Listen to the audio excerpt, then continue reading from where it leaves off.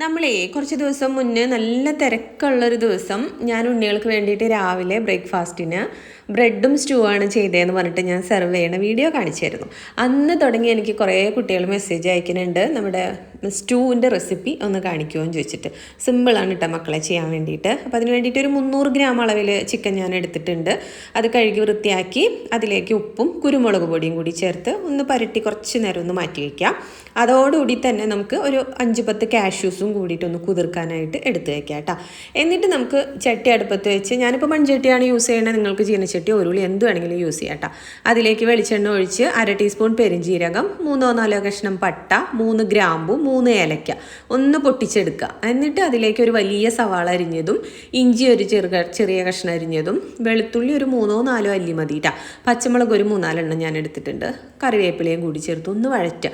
നന്നായിട്ട് വഴണ്ടൊന്നും വരണ്ട, ചെറിയ രീതിയിൽ വഴണ്ട് വരുന്ന സമയത്ത് നമ്മുടെ ചിക്കനും അതോടൊപ്പം തന്നെ കുറച്ച് ഉരുളക്കിഴങ്ങും ക്യാരറ്റും കൂടി അരിഞ്ഞതും കൂടി ഒപ്പം തന്നെ ചേർത്ത് കൊടുക്കുക കേട്ടോ. എന്നിട്ട് മൂടി വെച്ചിട്ട് കുക്ക് ചെയ്യാം. വെള്ളമൊന്നും ഒഴിക്കേണ്ട, ചിക്കനിൽ നിന്ന് തന്നെ ഇതേപോലെ വെള്ളം ഇറങ്ങി വരും. ആ വെള്ളത്തിൽ കിടന്നിട്ട് വെന്താൽ മതി കേട്ടോ.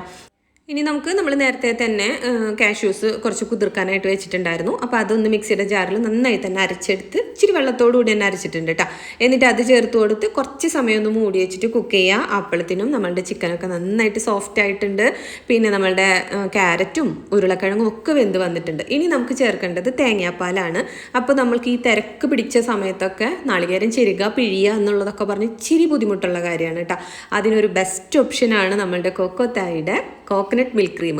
അടിപൊളി പ്രോഡക്റ്റാണ് കേട്ടോ. ഞാനിത് കിട്ടിയ സമയത്ത് എനിക്ക് യൂസ് ചെയ്യുമ്പോൾ നന്നായിട്ട് ഉണ്ടാവുമോ എന്നുള്ളൊരു ടെൻഷൻ ഉണ്ടായിരുന്നു. പക്ഷേ ഞാനിത് നന്നായി ഷെയ്ക്ക് ചെയ്തിട്ട് വേണം നമുക്കിത് പൊട്ടിച്ച് യൂസ് ചെയ്യാനായിട്ട്. ഷെയ്ക്ക് ചെയ്ത് ഞാൻ ജസ്റ്റ് കയ്യിലെടുത്തൊന്ന് ടേസ്റ്റ് ചെയ്തപ്പോൾ എനിക്ക് തന്നെ വിശ്വസിക്കാൻ പറ്റിയില്ല. എന്താ വെച്ചാൽ ശരിക്കും നമ്മൾ 1-ാം പാൽ പിഴിഞ്ഞിട്ട് അത് കുടിക്കുന്ന അതേ രുചിയും ഗുണവും ഒക്കെ ഉണ്ട് കേട്ടോ. അപ്പോൾ നമ്മൾക്ക് എന്നെ സംബന്ധിച്ച് നാളികേരമൊക്കെ കിട്ടാൻ ഇച്ചിരി ബുദ്ധിമുട്ടാണ്. അപ്പോൾ അതേപോലെ തന്നെ ഈ തിരക്ക് പിടിച്ച സമയത്തൊക്കെ നമുക്ക് യൂസ് ചെയ്യാൻ പറ്റിയൊരു പ്രോഡക്റ്റും കൂടിയിട്ടാണ് കേട്ടോ. അപ്പോൾ നമുക്ക് പർച്ചേസ് ചെയ്യണം എന്ന് വെച്ചാൽ അവരുടെ വെബ്സൈറ്റിലോ അല്ലെങ്കിൽ അവരുടെ പേജിലോ കയറിയിട്ട് നമുക്ക് അവരെ കോൺടാക്ട് ചെയ്താൽ അവർ നമുക്ക് സെൻഡ് ചെയ്ത് തരും കേട്ടോ. നമുക്ക് 1/3 ഭാഗം മാത്രമേ ഞാനിപ്പോൾ ഇത് യൂസ് ചെയ്തിട്ടുള്ളൂ. ഇനിയും ഉണ്ട് ഇതിൽ ക്രീം. അപ്പോൾ നമുക്ക് നേരെ ഫ്രിഡ്ജിലേക്ക് എടുത്ത് വെക്കാം. പിന്നെ എന്തെങ്കിലും കറികളിലേക്ക് നമുക്ക് ഉപയോഗിക്കാം കേട്ടോ.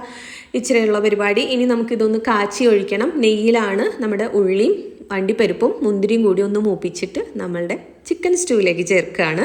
ഇത് ഒഴിവാക്കാൻ പാടില്ല കേട്ടോ. ചിക്കൻ സ്റ്റൂ ഉണ്ടാക്കുമ്പോൾ അടിപൊളിയായിട്ടുള്ള നല്ല ക്രീമി ചിക്കൻ സ്റ്റൂ റെഡി ആയിട്ടുണ്ട്. ആവി പറക്കുന്ന ബ്രെഡിൻ്റെ കൂടെ കഴിക്കാം.